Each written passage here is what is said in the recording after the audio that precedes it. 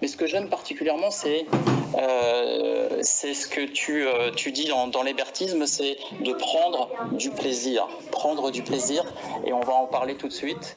Je vous remercie d'accueillir Jacques. Donc Jacques, c'était qui ton grand-père et ta grand-mère ? Alors, merci de me recevoir.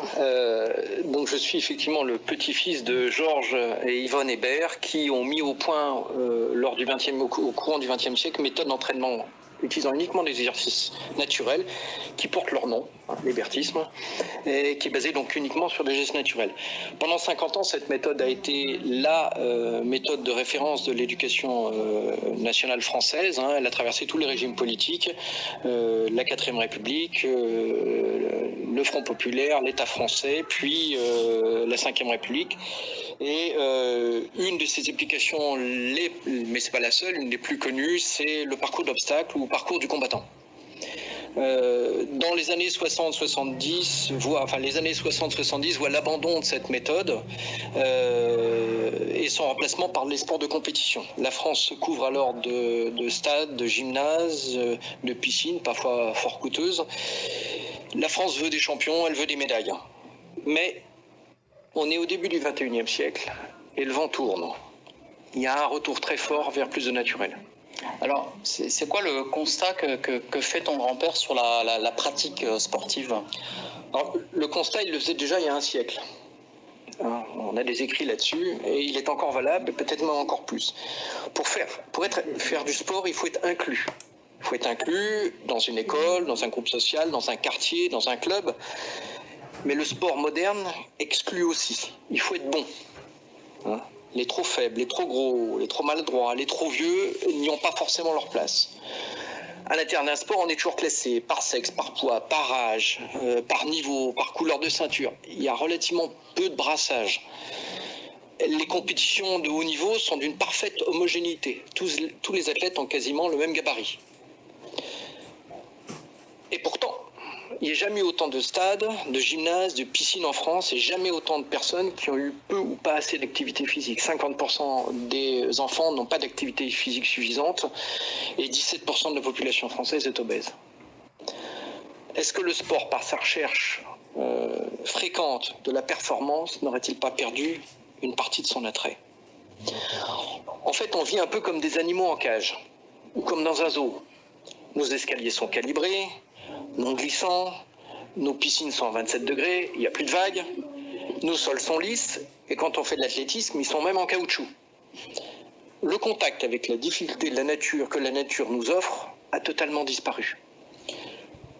Alors Géry, regarde combien de nos concitoyens, même des sportifs, maîtrisent ces quelques fondamentaux naturels simples, comme par exemple courir la nature 20 minutes sans s'arrêter, marcher rapidement en équilibre sur un bord de trottoir, savoir tomber et se relever, c'est très vrai pour les seniors.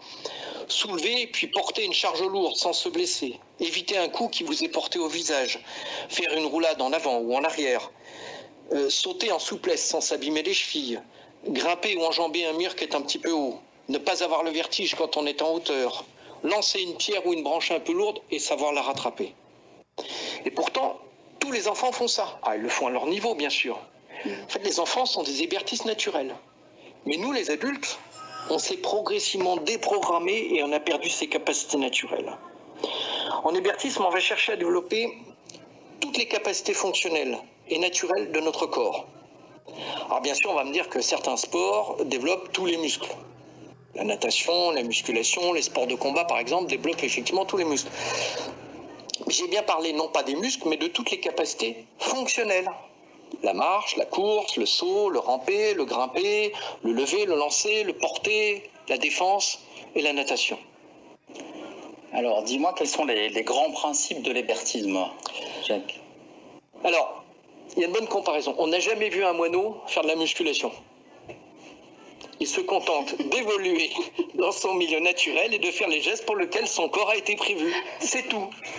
Nous, les hébertistes, on fait, nous aussi, tous les gestes fonctionnels naturels pour lesquels notre corps a été prévu. Et le cœur, les poumons, les muscles, la proprioception sont une conséquence de ces mouvements naturels, mais jamais l'objectif premier de l'entraînement.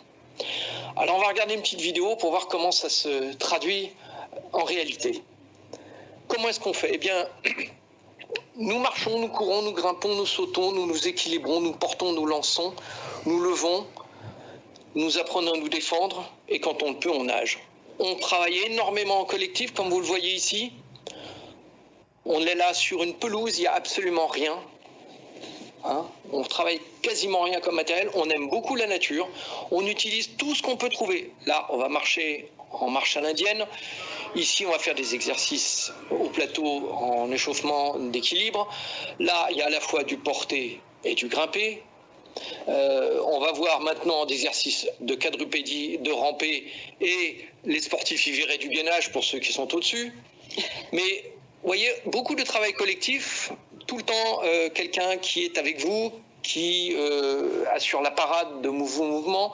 On est sur des obstacles naturels.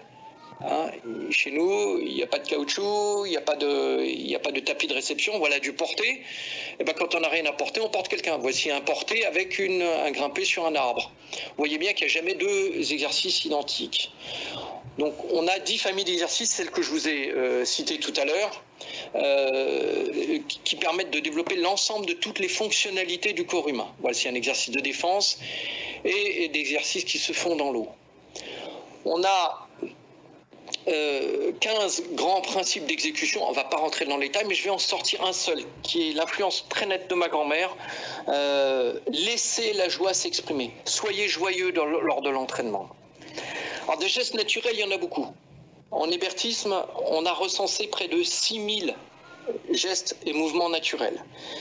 Là où par exemple le sport moderne ne connaît que 3 types de sauts, en hauteur, en longueur ou triple saut, l'hébertisme on recense plus de 100 fois plus. On peut sauter avec élan, sans élan, sur un pied, sur 2 pieds, avec un sursaut, sans sursaut, etc. etc. L'hébertisme travaille le corps dans sa totalité, dans la totalité de ses possibilités, de façon à être capable à réagir à toutes les circonstances. Mais il n'y a pas que l'entraînement du corps en hébertisme. Beaucoup de sports modernes sont très aseptisés, calibrés ou scientifisés. Les hébertistes pratiquent en milieu naturel, autant que faire se peut. Et l'hébertisme nous confronte à la nature et aux difficultés qu'elle nous offre.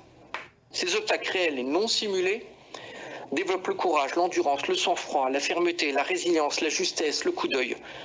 En hébertisme, on travaille le mental sur des obstacles réels pour faire face à toutes les situations. On n'évite pas le danger, on apprend à s'y confronter. Une petite parenthèse, la pratique en nature a 2 conséquences très importantes. D'abord, l'hébertisme, ça ne coûte rien. On va dans la nature, c'est tout. Première chose. Et deuxième chose, en respectant ce pourquoi notre corps est fait et en restant dans ses limites naturelles, nous avons une pratique très peu blessante et très peu traumatisante. C'est très intéressant chez les seniors. Voilà, je ferme la parenthèse. Mais à ces dimensions physiques et mentales, les époux Hébert ont rajouté une 3e dimension qui est une dimension sociale. C'est pas tout. Le violent, l'impulsif, la brute, l'agressif, ils sont forts physiquement et mentalement. Mais l'hébertisme rajoute une 3e dimension, une dimension sociale. En hébertisme, tout le monde s'entraîne en même temps. Pas de séparation, par l'âge, par le sexe, par le niveau. L'ado s'entraîne avec ses parents, la petite fille avec son papa ou sa maman, les sœurs sont ensemble, la grand-mère est respectueusement portée par ses petits-enfants. Les gens se retrouvent dans la nature, ils sont heureux de s'entraider et de jouer ensemble. J'ai bien dit ensemble, pas les uns à côté des autres, comme dans certaines pratiques sportives. Ils travaillent ensemble. Pas de prise de tête, pas de gestes techniques à répéter, pas de performance, pas de premier, pas de dernier, pas de médaille, pas de champion, pas de spectateur. Tout cela met les gens de bonne humeur et la joie partagée les prédispose à l'altruisme. Notre société a bien besoin aujourd'hui de bienveillance, de lien social, de civisme, de respect, de tolérance. Et cette construction d'un esprit de corps est d'ailleurs recherchée par ceux qui veulent créer un lien social fort, par exemple les pompiers, les scouts ou l'armée. Alors on a plein de défis sportifs et sociaux à vous proposer. On est en train de regarder un médecin en place avec AXA à tout cœur.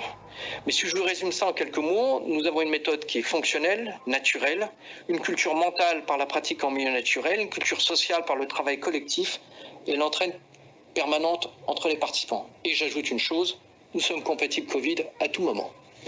Merci. Merci Jacques.